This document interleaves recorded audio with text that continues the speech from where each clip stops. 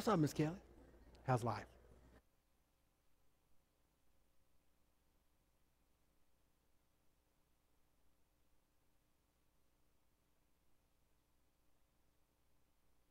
Well, according to the clock on my phone, it says 7:01. So we will go ahead and get started.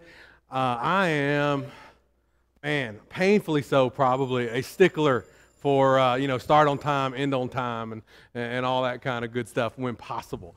But we are so glad you're here tonight, especially if you might be visiting with us. We welcome you. I hope that everyone's had a good week so far.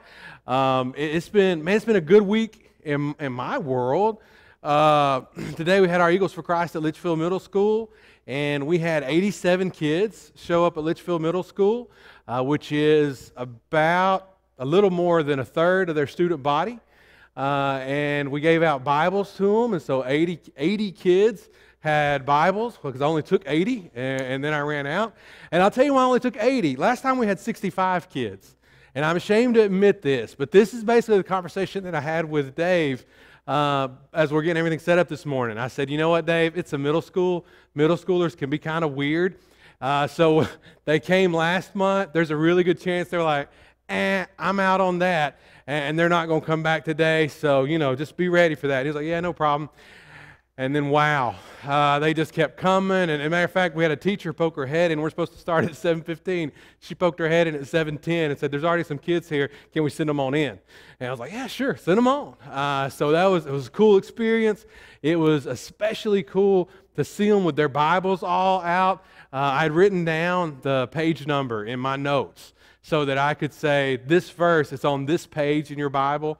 And by the time I got to the last one that I shared with them, it was like old school church. You remember used to when you just hear you'd hear pages just flapping in church. Well, that's the way it was in that library this morning, man. Those Bible pages were just turning.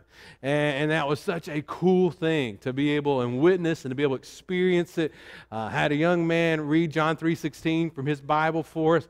He read it so softly, but he read it. And I absolutely loved it. One of the things I shared with him about John 3:16, something that I've shared with you guys, I shared a lot about it, that in several of my Bibles, where it says, for God so loved the world, that I don't necessarily mark out the world, but above it I put Blake, or I'll put me, to serve as a reminder whenever I read that God loved me so much that he allowed his son to come to this earth and to die. And I pointed out to the kids that it means that God loves me so much that even if everybody else would have rejected Jesus, then God would still send his son to die for me. And I said, he loves me that much, he loves all y'all that much just as well. So cool to see a couple young men sitting right here close by, grab a pen, and they start writing. So I guess they're writing their name. I love it. I love it.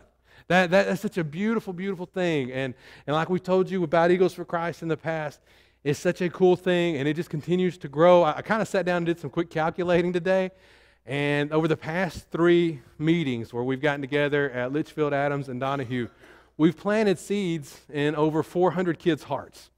All right, so over 400 kids have been a part of this in a public school, hearing the gospel, being taught about Jesus. Is such a cool thing. And the thing about it that I continue to find to be so encouraging is it is so early in the morning. And we'll meet here and we'll leave here at 6:45, and I'm always so tired and I'm always so draggy, and usually my alarm's going off in the morning. I'm thinking, oh, I don't know if I want to do this again today. But inevitably, what happens week after week after week is what's happening right now. My energy level, boy, it goes through the roof. I kind of drag in there, but by the time I'm leaving the school, I'm like, wow, this is so cool. This is such an awesome thing to be able to witness and see. So come go with us sometime. We'd love for you to. Absolutely love for you to. Come go with us. See for yourself. Experience it sometime. It will be a blessing to your life as much, if not more so, than it is to these kids. Another awesome thing that I was able to experience on Monday night. On Monday night, I got a phone call from Rita Bowden saying that she had gotten a phone call from one of Mike's nephews who is members of the Piedmont Church of Christ, and they had some relatives who were in the hospital here in Gadsden, and there was someone who wanted to obey the gospel, someone who wanted to be baptized, basically wanted to know, can we use your building? Yeah, no problem. So came down here, got everything unlocked, met Rita here. Didn't really know what the situation was going to be. But when they arrived, there was a gentleman who, I don't know what other way to put it, he's on his deathbed. And he had told his family that he was ready, that it was time for him to obey. And so they left the hospital against hospital's recommendation. They left the hospital and they brought him here. And the gentleman could not hardly walk. Had a wheelchair here. We got him down front in the wheelchair. It took about 6 or 7 of his grandsons and sons and son-in-laws to get him up the steps and then down the steps. I told him, I said, take the whole wheelchair into the baptistry, whatever you need to do. And so that's what they did. They rolled him into the baptistry. There was no way to really get him to stand up, so they just kind of like immersed him by dunking the whole chair, by rocking him back in the chair. And then they rolled him up and rolled him back down off this side. Absolutely amazing. Just to be able to witness it was absolutely amazing. Because what I saw, amongst other things, one thing is I saw this family unit that was absolutely bonded in love. Because here you have a wife and a husband who apparently have been married for 58 years. And she is a very faithful Christian. And she raised her children, and they're all Christians. And all the grandkids are faithful Christians. But you've had Dad this whole time who's just never obeyed. They said he never stood in the way, that he never discouraged them, but he just never did. But now he has. And as sickly as he was, and as frail as he was, y'all, when he came down and they brought him down in the wheelchair on this side, and his family's huddled around him, and they're crying together, and they're talking, I saw a smile on his face, man, that was unlike any smile that I think I've ever seen before. It wasn't like a smile that would light up the room smile. It was like it's taken everything in my strength to smile, but I can't help but smile. And then to watch his family help him get back in the car, take him back to the hospital, check him in through the ER, and he is still there. His kidneys are beginning to fail. And it'll probably just be a matter of time before our brother is welcomed home. That's awesome. On a side note, it's shameful that, and it's not just us, but it seems to be most baptistries, are not built to be handicap accessible. We've encountered this more than once through the years, and I don't know how this should be or how this can be corrected, but it needs to be. Because it is absolutely pitiful that it takes 6 to 7 grown men, and I've been one of those men at times, to help bounce somebody all the way up those narrow steps and then bounce them all the way down into that baptistry, when it could be a whole lot easier than that if we would just do it. And if anything is worthy to be done, in my humble opinion, that is. That is definitely something that needs to be done. Whether it be a wheelchair lift, an arm, something. Whether it be ripping out the old and putting in something new down front, something needs to be done to make that a reality. Because while it doesn't happen often, it has happened often enough. And the last thing that we would ever want to be for anybody is a deterrent. Especially when you have someone in that state. They're toward the end of their life, man. They're weak, very, very weak, and they just don't have the strength. So that's just something to kind of chew on, be thinking about. I'm not the one to make that decision for sure, and I'm definitely not the one to say how that should be done, because I would have no idea where to start, but I just know it needs to happen. Something needs to happen. All right, let's dive into our lesson this evening. Jesus said in John chapter 7, there beginning of verse 37, now on the last day, the great day of the feast, Jesus stood and cried out, saying, if any man is thirsty, let him come to me and drink. He who believes in me, as the Scripture said, from his innermost being shall flow rivers of living water. Of course, I shared with you last week that influence is the ability to be impacted by someone and then to impact others. So in other words, it flows in you and then it flows out of you. So Jesus is speaking about our relationship with God and how ultimately our relationship with God should be something that flows from us and even touching the lives of those around us. Remember, we have all been influenced by someone. Therefore, we all have the ability to influence someone. So do not for one moment, as I said last week, do not sell yourself short and think, what do I have to offer? Surely I can never impact someone's life, because someone impacted yours. Someone influenced yours. There's not a one of us here this evening who would be here were it not for someone else. That's just the reality of things. And it's a precious reality. And it's something that we ought not take for granted. The prophet Isaiah would say in Isaiah 58 there in verse 11, the Lord will continually guide you and satisfy your desire in scorched places and give strength to your bones. And you'll be like a watered garden, like a spring of water whose waters do not fail. Isaiah 58 there in verse 11. God continually, if we will allow Him to do so, God is continually watering us. And in turn, we should be like that living stream that never runs out of water. That water then is coming forth from us to influence or to impact those, to benefit, to bless those around us. So let's take just a moment and pause here. Let's do a little bit of reflection. What would it look like if we really took the idea of Isaiah 58, verse 11, if we really took that seriously, if we really took it to heart? What does that look like? How would that impact us? How would that impact others? If at all.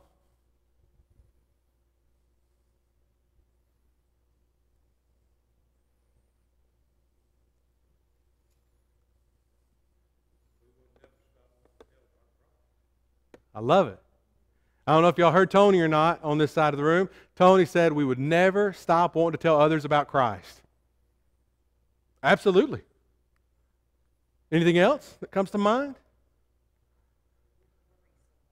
Wouldn't worry so much? That would definitely be one major impact it would have, wouldn't it? All right. Yeah. Oh, and you know what? I like the way you're thinking. Sherry just said she thinks the waterfall, she thinks of a constant cleansing. And if we are receiving that constant cleansing, that constant forgiving, then in turn, pass it on. We'll be more forgiving, right? We want to just to have the grace of God and have His mercy just showering on us. Then pass it on. It should then be shared with others around us, showing that same grace, same mercy that you would hope to receive from God. What else? Anything else come to mind? These are all wonderful, by the way. Peace. Absolutely. Absolutely. Would you like to share any more on that? I think I know where you're going, but what comes to your mind, Ms. Patsy?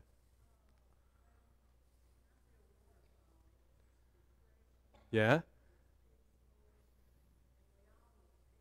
Right.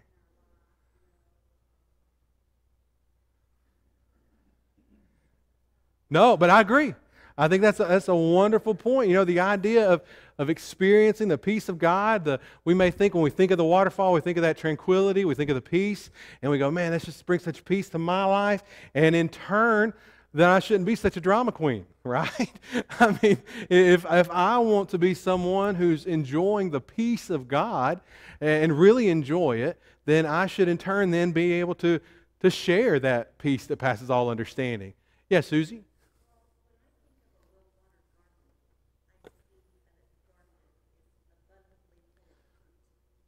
Yeah.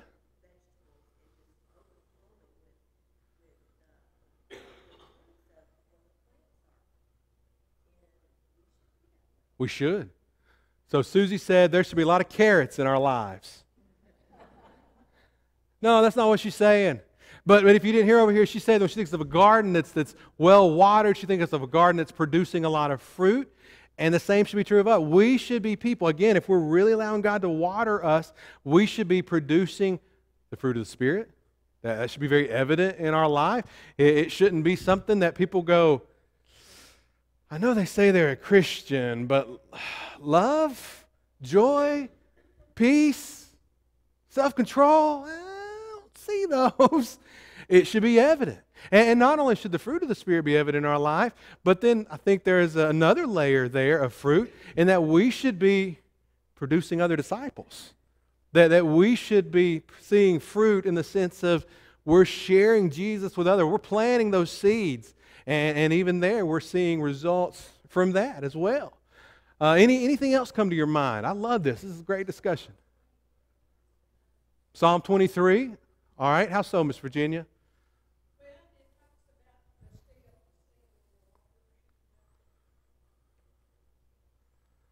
All right, so that calmness, again, the calmness, the peace, the stillness of the waters. It's a beautiful thought, isn't it? And again, I think if we are a people, and we should be a people, who want to embrace those gifts from God, then we should also be a people that are perpetuating those same things in other people's lives. Again, we're not a people that's going to stir up trouble. We're not going to be a people that are going to gossip or slander or tear folks down. We're not. We're just not going to be a part of that because we want to enjoy that peace, and we want others to enjoy that peace as well. I think it's wonderful. I think our ability to really be able and have a spiritual influence on the lives of other people, it's going to be based on my individual relationship with God and yours. Bottom line is, how committed to God am I? Really. It's easy to say, I love Jesus. It's easy to say, I'm a Christian. But to live it, for it to be more than just vain words that come out of our mouth, that's two totally different things. And so the amount of spiritual influence that we have on other people, so much of that is going to be, I think, a direct reflection of how committed to Him we are. Because ultimately, and a truth that I believe we would all agree with, you can't share what you don't have. And that's true of anything in this life, whether it's physical or spiritual. I mean, if I told Tony, if I said, Tony, man, I got a flat tire and I need a jack. And Tony said, oh, yeah, I'll let you borrow my jack, but I don't have one. Well, it doesn't do me much good, does it? He can't share it if he doesn't have it. Same is true with us. Same is true with our Christian life. We can't share Jesus if we don't know Jesus. Good intentions. Where will good intentions get you? Not at all, will it? It's good in theory, but it won't get you very far. Now, I do want us to be very careful when we use the word spiritual. Because when we talk about spirituality and we talk about someone being spiritual, what we are not talking about is someone being a super Christian. Almost if they represent some hierarchy, some group of people that God has made more spiritual than others to the extent that the rest of mankind is left out. That's not what being spiritual is. That mindset, though, exists, I think, a lot because of the ancient Gnostics. The Gnostics had a very interesting hierarchy. A lot of them believed there were kind of three levels. There was spiritual, soulish, and fleshly. And what they believed was that there were some people who were spiritual, that a lot of people had the potential to at least be soulish, but most people, most everyone was just hopelessly fleshly, that they were just without hope. And of course, you and I hope we can acknowledge this, that kind of elitist attitude, that kind of spiritual elite attitude, it completely goes against what Scripture teaches us about the potential that all mankind has to be in Christ. So what happens today in our culture is we kind of still feed off of that, where we'll see someone or someones in a group and we'll say, you know, they're the real spiritual ones. Almost as if the rest of us poor common folk don't stand a chance. So we have to be very careful when we begin to use those type of terms, because that's not the way things are. Every human being has been created in the image of God, according to Genesis 1 and verse 27. Therefore, all human beings have the potential to obey and thus be alive in Christ.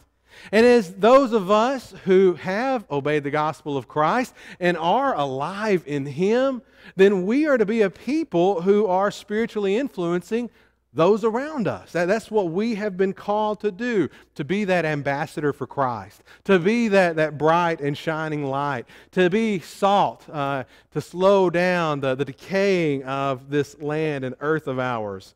And what our goal is we then encourage those who are outside of Christ, or maybe even those whose faith is weak inside of Christ.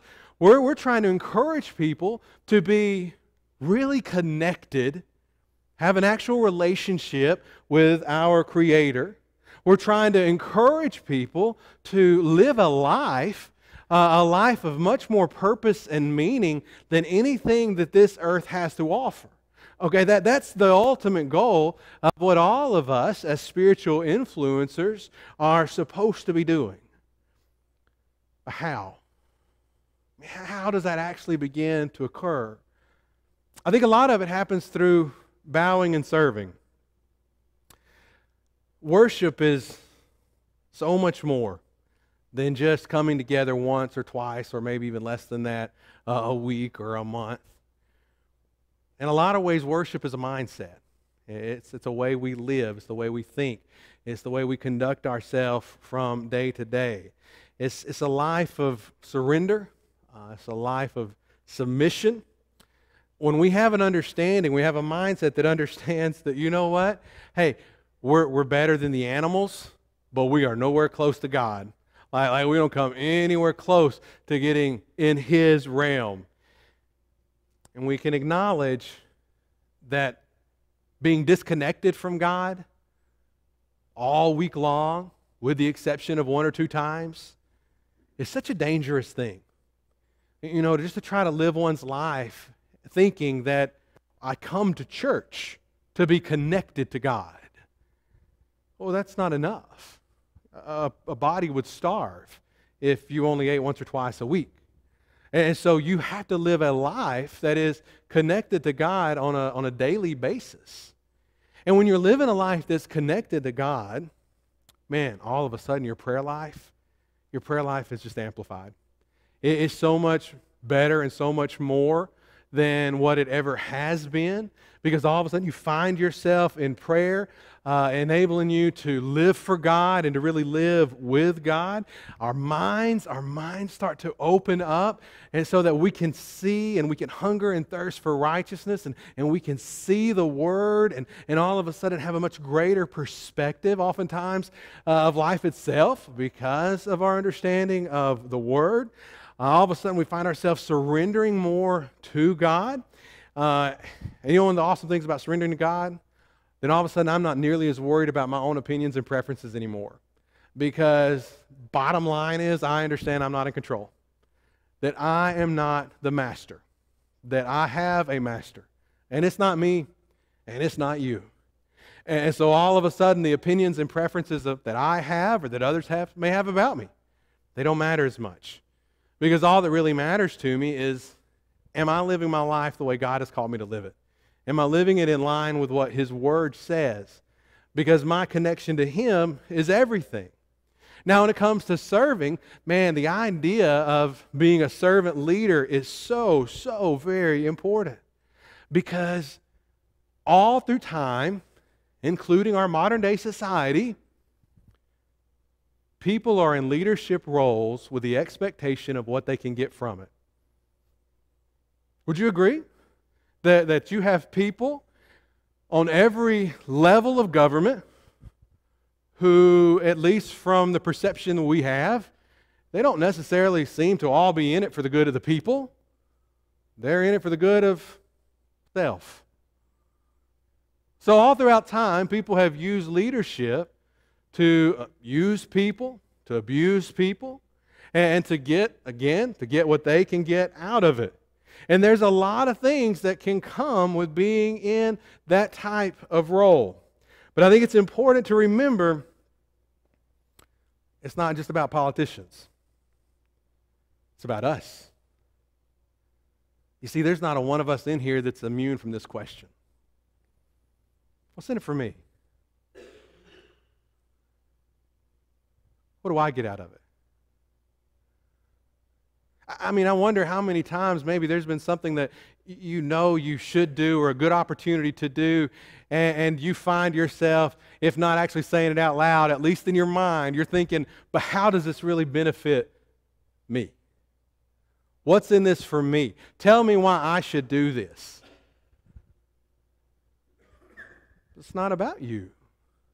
If you're a servant leader, it's about a calling. It's about a God. It's about a master who is so much greater than you. But again, I stress, none of us are immune to this question and the temptation that comes with it. Because oftentimes when a person finds himself in any kind of a authoritative role or in role of influence, oh man, the temptation, the lure, for some it's financial, but for others it's just flattery. They just like people telling them what a good job they're doing. They like being patted on the back and say, man, I really appreciate you. You keep it up. And in their heart of hearts, that's why they're doing it. They're not doing it for the greater good of God. They're doing it for the accolades of man. And that's a problem.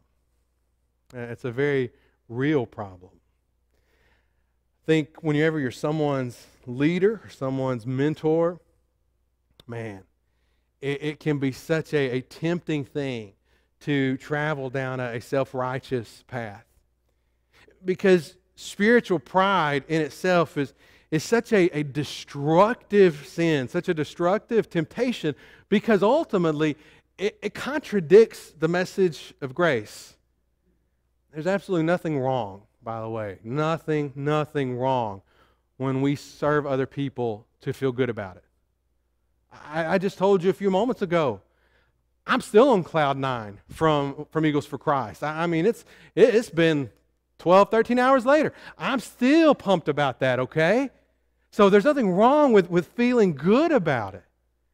But if we're not careful, we have to be very mindful, because the temptation is to cross that line and again to cross over into an area where we start to feel like we're highly favored by God.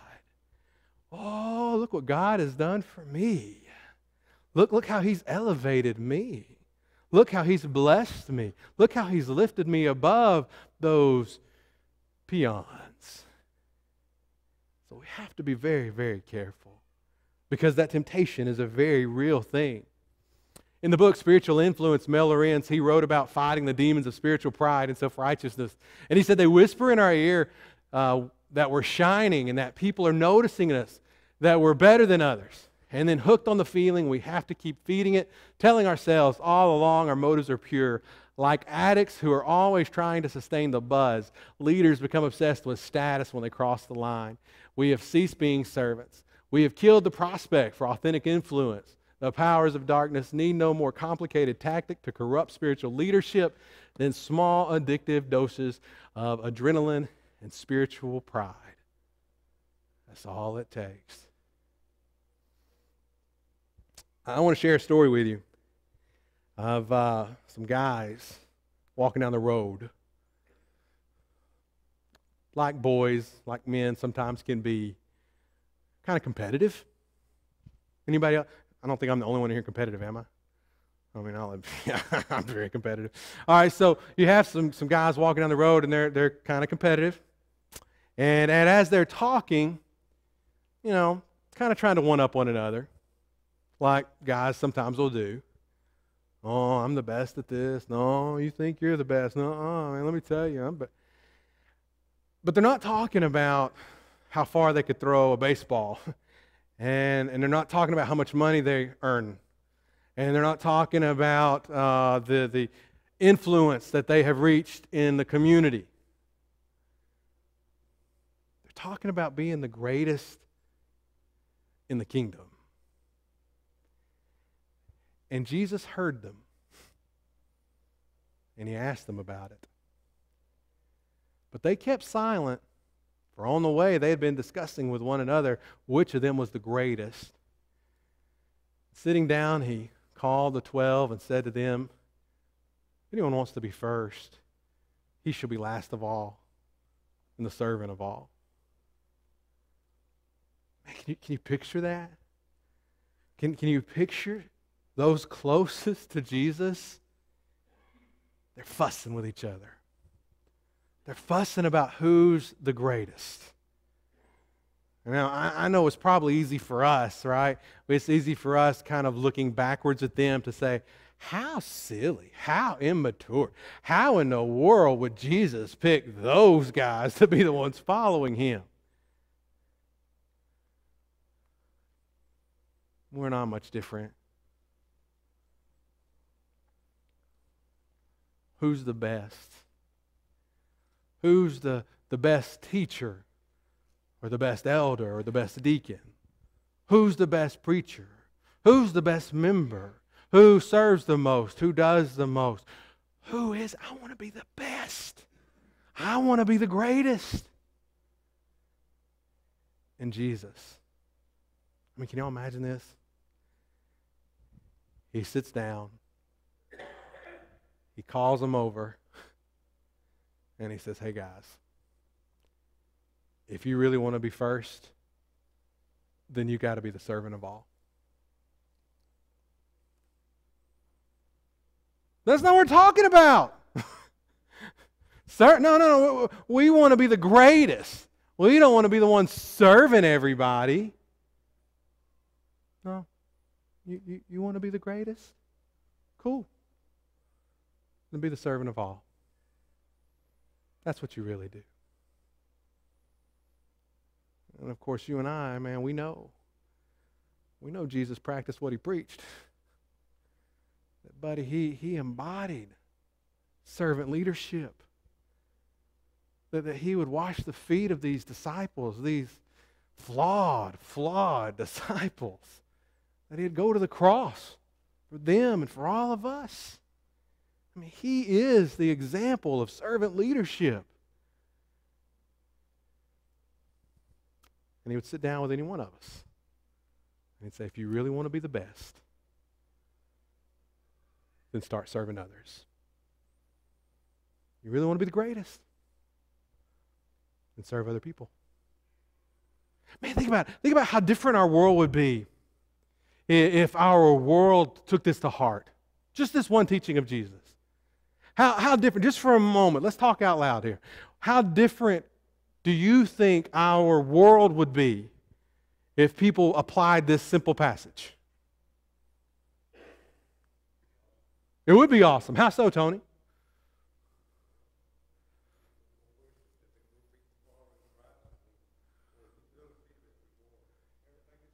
Everything that's good. I like that. Tony said there would be more of everything that's good. There would be more humility. There would be more people serving. There would be more Christians.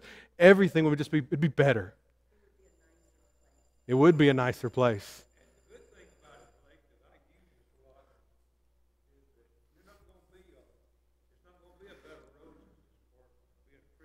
Absolutely. Absolutely. No doubt about it. They will. Okay.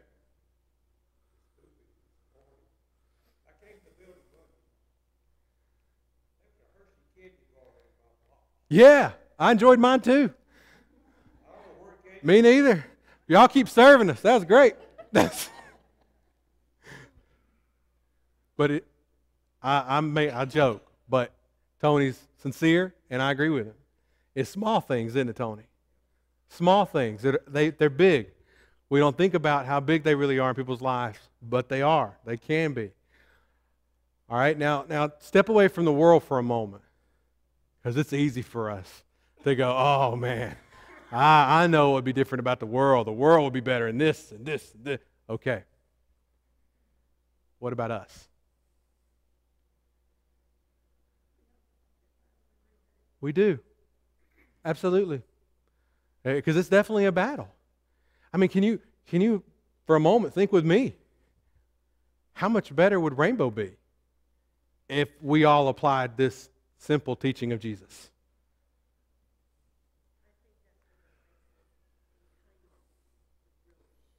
Yeah.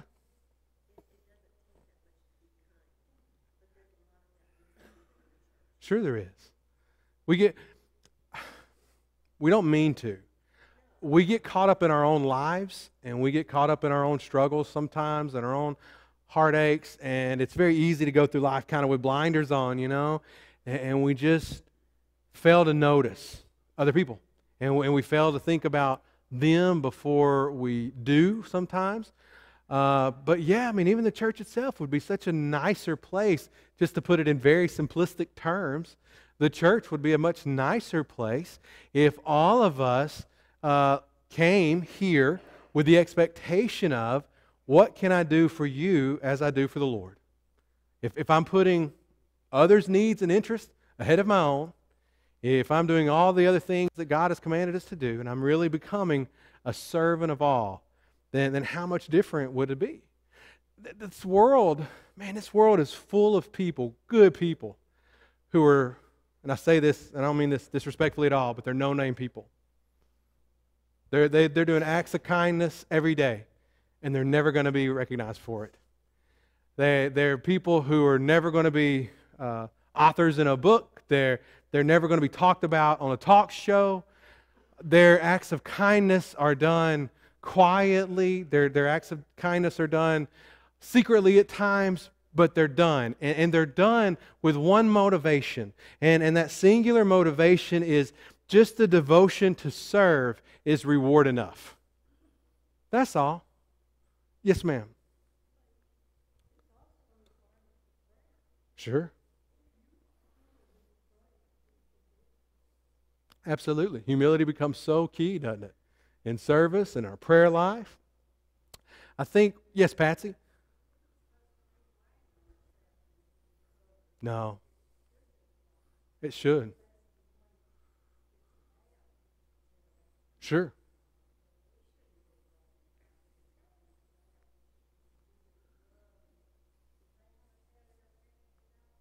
Sure. Just do it because it's the right thing to do, right? Yeah, absolutely. Right. Yeah. Just shine it. That's all you got to do, right? I think we need to be a people who are using every means possible that we have to stay grounded, that is to stay connected to God, because ultimately the only influence that we have that will last is the influence God has had upon us. That's all. I mean, you think about the people of faith that have touched your life. You think about the people that you maybe thought about last week. Maybe you think about people the same way Susie did, like her mom, who've already gone on to their reward. You think about those people and you go, man, they loved me because they understood how much God loved them. And now, because I know that they loved me because God loved them, now I can love other people because I have been loved. And you just pass it on and on. And those are the things that will endure. Those are the things that will actually give you legacy. So many things that we get so too consumed with, earthly things that we think will last. Well, we think that inheritances, we think bank accounts, we think in terms of, well, I'm going to save this for my kids and my grandkids. That's fine and good. It has its place. Truth be told, none of it lasts. The only things that endure are the things that God has given to you. Those are the things that will last. Those are the things that will mean the most and be remembered. Thank y'all so much for your time and attention. We'll go ahead and conclude there. Yeah. Do what? Oh, was it? It may very well have been. I'm working on about 3 different lessons right now, so it may well